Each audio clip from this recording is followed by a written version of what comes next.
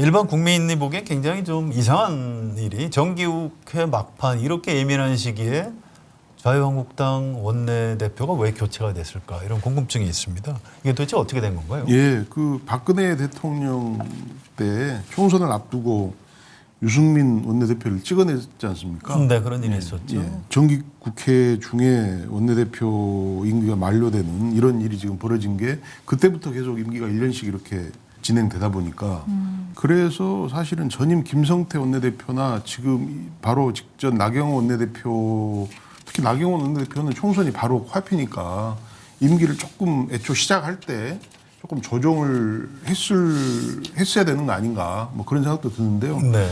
이제 결정적으로는 한교안 대표가 이 나경원 원내대표를 교체하는 쪽으로 그 결정을 내린 게 컸던 것 같습니다.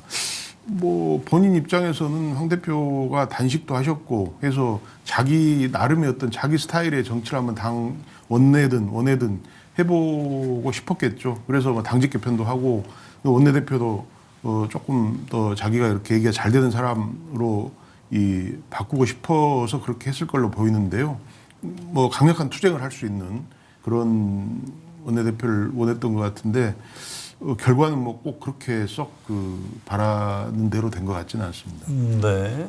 자, 선거 전에는 재선에 김선동 의원이 되는 것 아니냐, 황심이 뭐 그쪽에 질린 것 아니냐 이런 관측들이 있었는데요. 자, 심재철 의원. 굉장히 특이한 인물입니다. 호남 출신이고 5선 국회의원이고 자유한국당 내부에서 그렇게 뭐 세력이 거의 없는 이런 정치인인데 심재철 의원이 원내대표로 당선된 배경은 뭘까요? 이게 황심 논란, 이른바 황심이 어디에 있느냐를 놓고 김선동 의원에게 막판에 출마하면서 있는 게 아니냐 이런 얘기가 돌았는데 네. 결과는 비박계 중진인 심재철 원내대표와 김재원 정책위의장 조가 승리하는 것으로 끝났죠. 당에서는 이제 러닝메이트로 정책위의장을 맡게 된 김재원 의원의 역할이 꽤 크지 않았을까, 이 당선되는데 어느 정도 역할을 하지 않았을까 이런 생각을 하고 있는데요. 네. 비박계가 얼굴로 내세우면서 동시에 김재원 의원이 이제 친박계 중에서도 핵심 브레인으로 이렇게 꼽히는 의원인데 황교안 대표나 나경원 전 원내대표 등 지도부와도 이제 고루 친화력이 있는 인물로 알려져 있거든요. 그래서 저는 키워드를 이제 안정과 견제를 의원들이 택한 것 아니냐 이렇게 봤는데요. 황 대표의 기존 측근으로서 활약해왔던 김 의원이 비박계인 심 의원과 이렇게 좀 균형을 잡으면서 어느 정도 황 대표가 중진 의원들을 무조건 쳐내려고 할 때 좀 견제를 하면서 또 그러면서도 지나치게 어긋나는 모양새를 보이지 않으면서 갈 수 있지 않겠느냐 이런 의원들의 판단이 작용했을 것 같고요. 또 실제로 이날 현장에서 김재원 정책위의장의 연설이 상당히 현장 의원들의 마음을 좀 움직였던 것 같습니다. 패스트트랙 수사로 걱정하고 있는 의원들에게 해결 방안도 제시하고 본인이 검찰 수사에서 받았던 그 압박감 같은 걸 토로하면서 굉장히 심금을 울렸다 이렇게 의원들이 많이 평가를 하더라고요. 결국은 비박계를 내세웠지만 친박계가 어느 정도 핵심적인 자리를 차지함으로써 황 대표와 좀 균형을, 소위 말하는 친한계의 대두와 좀 균형을 이루지 않겠느냐 그렇게 생각이 됩니다. 친박계의 분화가 이루어졌다고 볼 수 있죠. 그렇군요. 어쨌든 뭐 자유한국당이 아무래도 대구 경부 강한 지역이고요. 또 이제 친박이 아직도 다수 세력이고 그래서 이게 원내대표가 심재철 의원이고 사실은 김재원 의원 아니냐 뭐 이런 분석도 있고 이렇게 되면 김재원 정책위 의장이 원내대표를 막 휘두르는 것 아니냐 이런 분석도 있는데 어떻게 보십니까?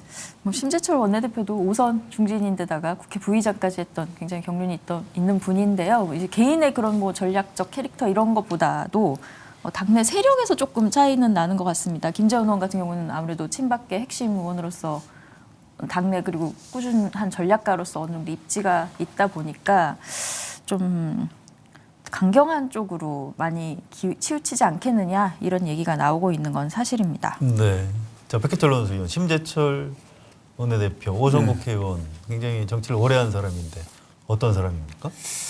심재철 원내대표는 할 얘기가 많으시죠? 예, 한마디로 문제적 인물이죠. 그래서 광주 1고 서울대 총학생회장 출신인데 어떻게 보면 비운의 인물이기도 합니다. 그러니까 원래부터 이렇게 강성 보수는 아니었고요. 이분이 우여곡절이 많습니다. 80년대 서울의 봄 때 서울역 회군 학생들이 시내 데모에서 철수하는 서울역 회군을 해서 결정적으로 신군부에게 기회를 줬다 하는 어떤 그런 비판이 있었고요.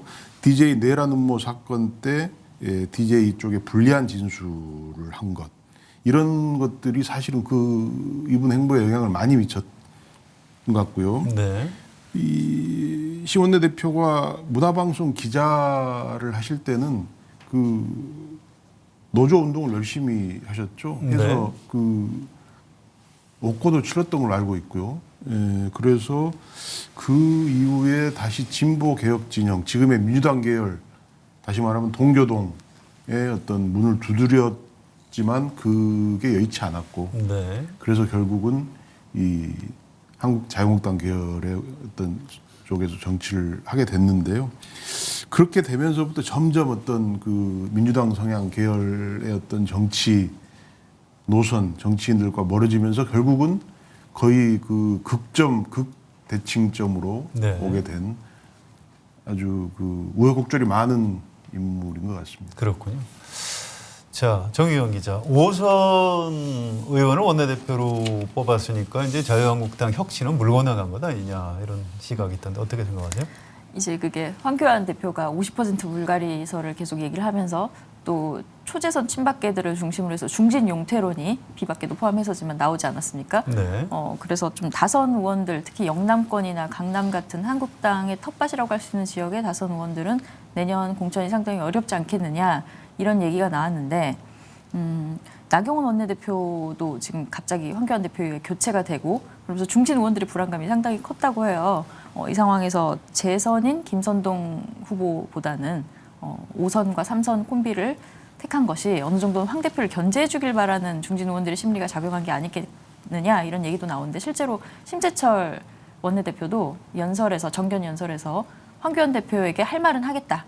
근데 불협화음으로 보이지 않도록 조용히 할 말은 직언하겠다고 이렇게 발언을 하기도 해서 의원들에게 좀 호감을 샀던 것 같습니다. 네. 백철원 소리원 자유한국당 혁신 가능성 좀 더 좁아졌다고 보는 게 맞을까요? 어떻게 보세요? 심재철 원내대표 한 분이 일단 물갈이 강풍에서 좀 벗어난 거 아닌가요? 아, 그런가요? 네. 뭐 원내대표가 되셨으니까 뭐 그것도 알 수는 없지만 어떻든 간에 원내대표를 공천을 안 주지는 않겠죠. 예, 뭐 일단 심 원내대표는 좀 벗어난 것 같지만 그렇고 이제 심 원내대표가 된 게 방금 말씀하신 대로 어떤 황교안 대표가 어떤 추진하는 물갈이에 대한 반발의 성격이 있는 것 같긴 한데요.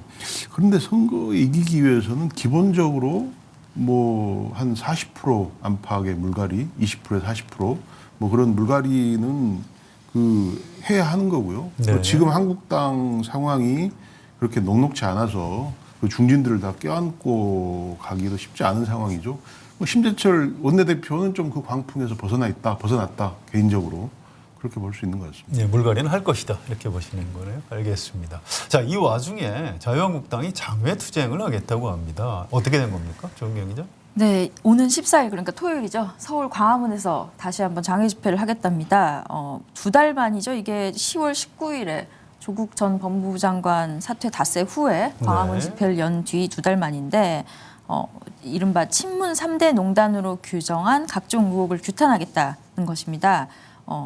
친문 3대 게이트라고 하면 이제 뭐 유재수 전 경제부 시장 감찰 무마 의혹, 그리고 김기현 전 울산시장 하명 수사 의혹, 같이 묶여 있죠. 그리고 우리들 병원 대출 관여 의혹 이렇게 있는데 청와대와 여권 인사들을 둘러싼 의혹을 부각시켜서 총선에서 좀 더 유리한 입지를 노리겠다는 이런 전략적 차원인 것으로 보입니다. 그렇군요. 자, 광화문에서 장외 집회를 하면 또 청와대로 행진을 할 텐데요.